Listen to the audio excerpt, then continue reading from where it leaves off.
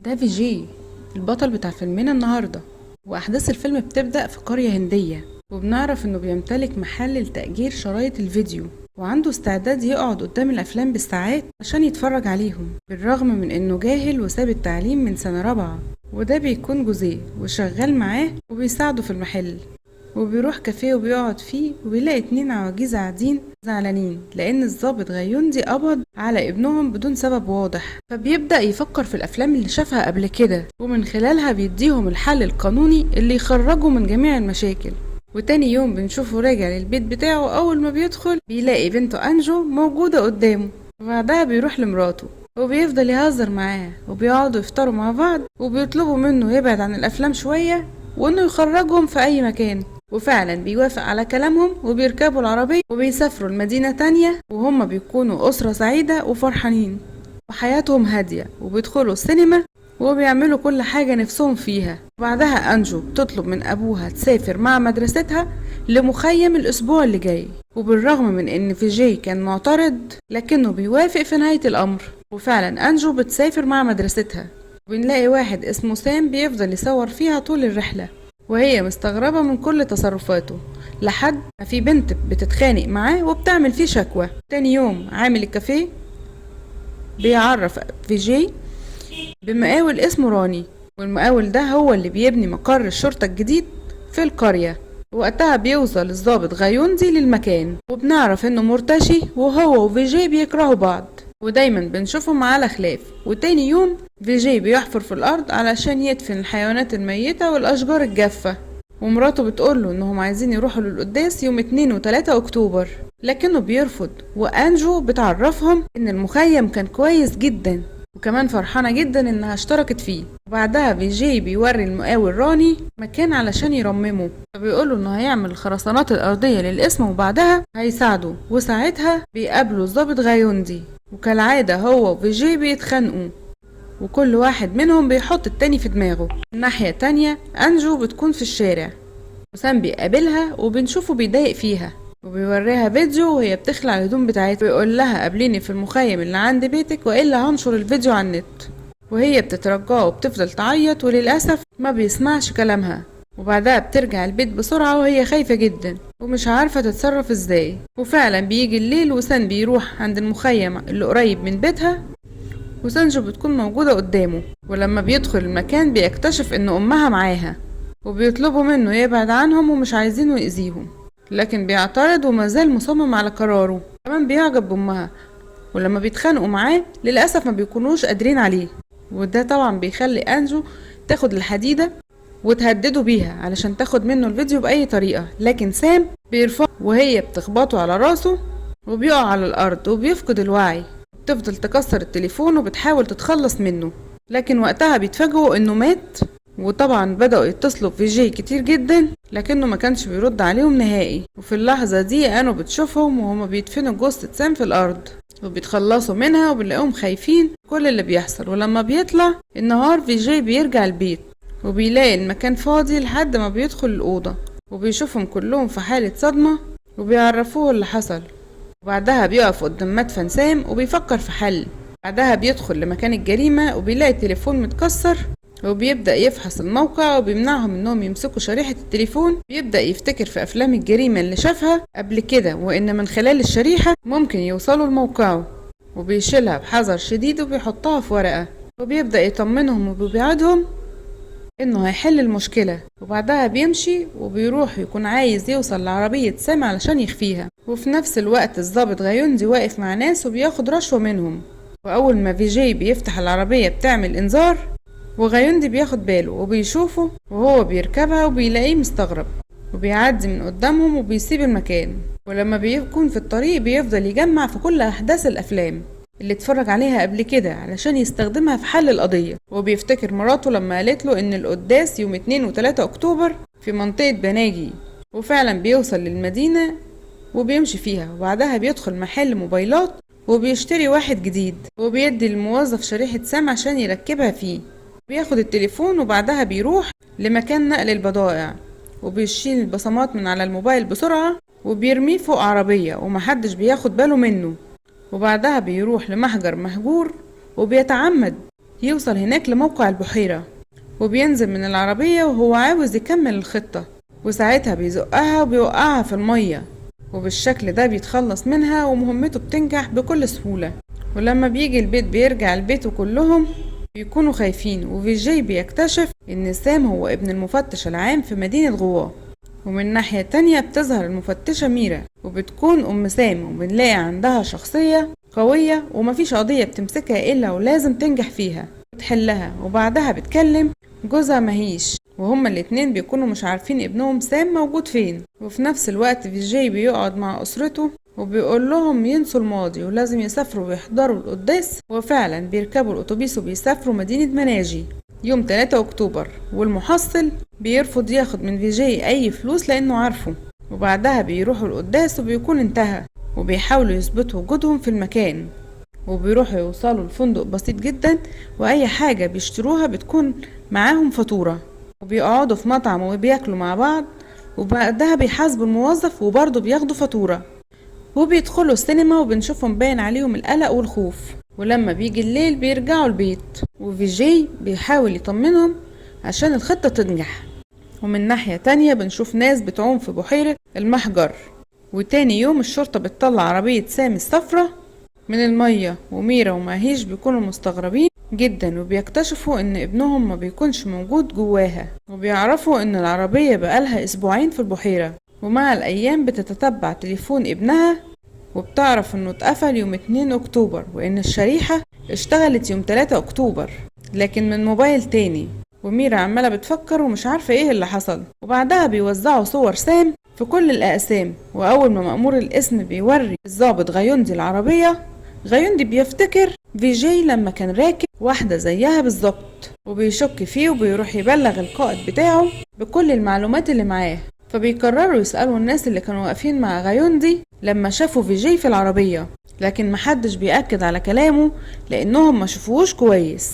وفي نفس الوقت فيجي بيكون مع ولاده وبيحاول يحفظهم كل الأسئلة اللي الشرطة هتقولها ليهم عشان محدش يقدر يكشف حقيقتهم. والضباط بتعرف ان سام سافر المخيم من اسبوعين، وكانت انجو موجودة معاه، وبيكتشف وقتها ان انجو بنت فيجي عن طريق الكاميرات، وانها برضو بنته عن طريق التبني. وبعدها انجو بتروح المدرسة وبتعرف ان المديرة عايزاها في المكتب بتاعها. ولما بتكون في الطريق بنلاقي ان الشرطة موجودة في المدرسة، لكنها بتفتكر ابوها وهو بيقول لها ما تخافيش عشان محدش يشك فيكي. وفعلا بتروح لهم وبيوروها صورة سام وبتتعرف عليه على طول. فبيسألوها انها ازاي فاكراه كويس، فبتقول لهم ان هو كان بيصور كل البنات في الرحلة لحد ما واحدة قدمت فيه شكوى. فبيسألوها كنت فين يوم 2 اكتوبر، فبتعرفهم انها كانت مسافرة وحضرت القداس في منطقة بناجي، ومحدش بيعرف يمسك عليها اي حاجة. وبعدها الشرطة بتوصل لبيت فيجي، وهناك بيوروه صورة سام وبيحاولوا يستجوبوه، لكن مراته بتقول لهم ما كناش موجودين يوم 2 اكتوبر.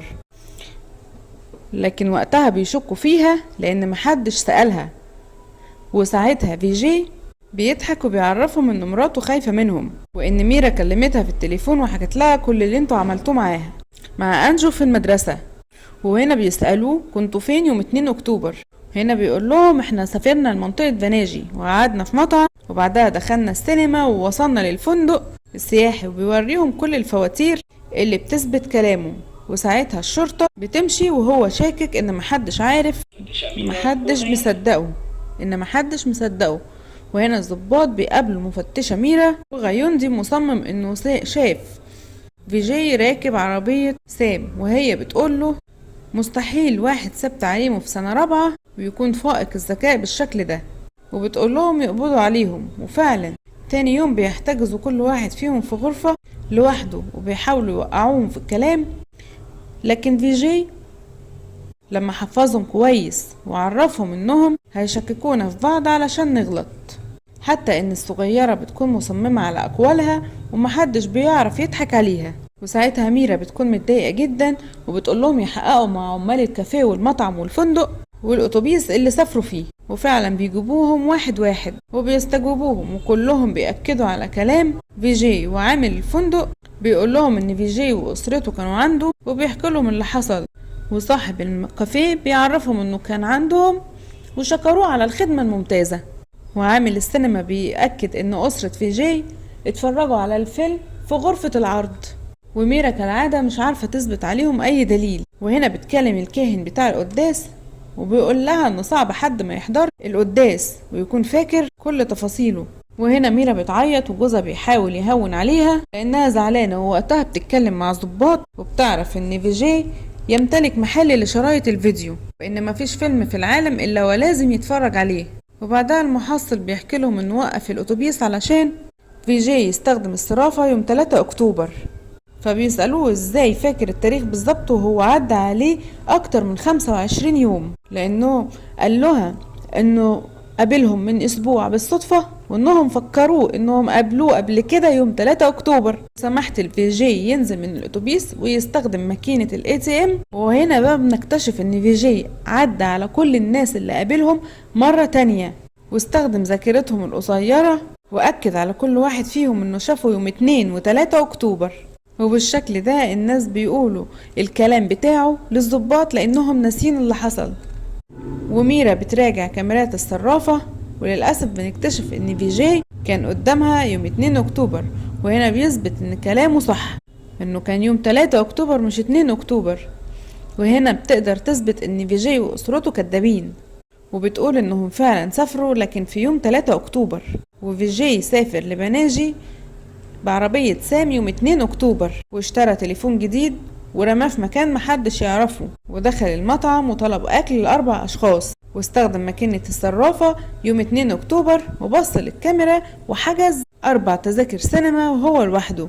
وفي النهاية رمى العربية لبحيرة المحجر، وبعدها رجع لبيته بالليل. وتاني يوم سافر معاهم لمنطقة بناجي وحضروا القداس لحد آخره وخلص، وراحوا للفندق. وفيجي استغل الموظف وزور الدفتر من وراه، وبعدها أخد أهله وأكلوا في المطعم، وعمل صداقة مع صاحب المكان، ووصلوا السينما وتعرفوا على عامل آلة العرض. ولما كانوا راجعين في الأتوبيس فيجي نزل وكان عايز الصرافة، لكنه وقف وما دخلش المكان واتفرج على القداس عن طريق التلفزيون، وبدأ يأكد على الناس انه شافهم يوم 2 أكتوبر وانه رجع البيت يوم 3 بالليل. بالشكل ده قدر يخدع العالم ومحدش عارف يمسك عليه اي دليل. وتاني يوم الشرطة بتقبض على فيجي والأسرة كلها من البيت، وساعتها بنلاقيهم واقفين قدامه، وميرا بتسألهم عن ابنها، وللأسف بينكروا انهم شافوه، وبتستجوب فيهم كلهم وبيرفضوا يقولوا لها الحقيقة. ووقتها غيوندي بيفضل يضرب في فيجي بكل عنف وبيخليه ضعيف جدا ومبيبقاش عارف يدافع عن نفسه. وفي اللحظة دي الشرطيات بيمسكوا بنته ومراته وعايزينهم يعترفوا، وبيستخدموا كل الطرق ضدهم. وآنو بتفضل تعيط على أهلها وفيجي مش بيقدر يساعدهم. وبعدها ميرا بتقابل أليكس صاحب سام، وبتقوله إن آخر مكالمة عملها سام كانت ليك، وبتطلب منه يعترف بالحقيقة. وبيقول لهم إن في الرحلة أنجو دخلت الحمام بتاعها وكانت بتغير هدومها، وأول ما خرجت منه سام كان وراها، وبنكتشف إنه صور كل حاجة على تليفونه علشان يستغلها فيما بعد. ووقتها بنلاقي ميرا في حالة صدمة ومش عارفة تتصرف ازاي، وبتسأل فيجي للمرة الأخيرة عن ابنها لكنه بيرفض يتكلم. وساعتها غيوندي بيفضل يضرب فيهم وعايز يطلع منهم بأي معلومة، حتى لو هيموتهم لكن يطلع منهم بأي معلومة. وفي النهاية بيروح لهان وبيستغل إنها طفلة وعايز يضحك عليها، وبيخرجوا فيجي ومراته وبنته برا المكان. وغيوندي بيتخوف آن وكمان بيضربها بالقلم على وشها، وهي بتوافق تقول لهم الحقيقة. وساعتها بيخرجوا مع آن للمكان علشان توصلهم للجثة، وبيروحوا البيت فيجي وبيفضلوا يحفروا الموقع اللي آنو شافتهم بيدفنوا فيه سام. وبنشوف فيجي واقف وشكله خايف، ووسائل الإعلام بتتابع الموقف وكلهم باين عليهم القلق ومحدش عارف ايه اللي هيحصل، لحد ما في النهاية بيلاقوا جثة قدامهم. ووقتها بيخرجوها من الحفرة قدامهم، لكن لما بيشوفوا اللي جواها ميرا بتفضل تبص لفيجي بكل استغراب وصدمة، وبنكتشف انه ده حيوان مدفون. وفيجي بيقول للصحافة انهم عذبونا. وساعتها الناس بتفضل تضرب في غيوندي، والمكان اتحول لساحة قتال، وكل واحد عايز ينتقم من غيوندي لأن كلهم كانوا بيحبوا فيجي وعارفين سبب الخلاف ما بينهم، واكتشفوا ان ده ظلم وابتدوا ينتقموا منه. وكل وسائل الإعلام بتبدأ تتكلم عن الحادث، والضابط غيوندي بيتم إيقافه وبيتعمل له تحقيق، وفيجي بيكون في البيت ومراته بتسأله انت وديت الجثة فين، وبيرفض يجاوب وبيقول لها ان ده سر وهاخده معايا لحد ما اموت. وبعدها في ضابط بيوصل له البيت وبيقول له ان المفتشة ميرا وجوزها عايزين يشوفوك، وفعلا بيروحوا له وبيتأسفوا له على كل الظلم اللي وقع عليه هو وعيلته، وبيترجوه يعرفهم الحقيقة لأنهم مش عارفين يعيشوا من غير ما يعرفوا مكان ابنهم. وواقفين قدامه وهم مكسورين وحاسين بكل الحزن والألم. وهم ماشيين فيجي بيعتذر لهم، بيقول لهم ان كان لازم احمي اسرتي من ابنكم لانه كان عاوز يدمر حياتنا ويقضي علينا، وطلبنا منه يبعد عننا لكنه رفض يسيبنا في حالنا، فكان لازم نموته علشان نعيش في سلام. وبعدها ميرا بتفضل تعيط بعد ما عرفت الحقيقة، وفيجي بيتأسف ليهم وهما بيسيبوا المكان وبيمشوا. ومع الأيام فيجي بيوصل للقسم والضابط الجديد بيقوله أنا هوصل لمكان جثة سام وساعتها هسجنك. لما فيجي بيكون ماشي بنكتشف إنه دفن جثة سام في القسم، وده أصلا قبل ما يتم إنشاؤه. وطبعا بالشكل ده مستحيل إن في حد هيشك إن الجثة تحت مقر الشرطة. ولحد هنا ويخلص فيلمنا، وشابوه كبير لأجي. ولو عجبك الفيديو دوس لايك واشترك في القناة وفعل زر الجرس عشان يوصلك كل الأفلام الجديدة، واستنونا في فيلم جديد. سلام.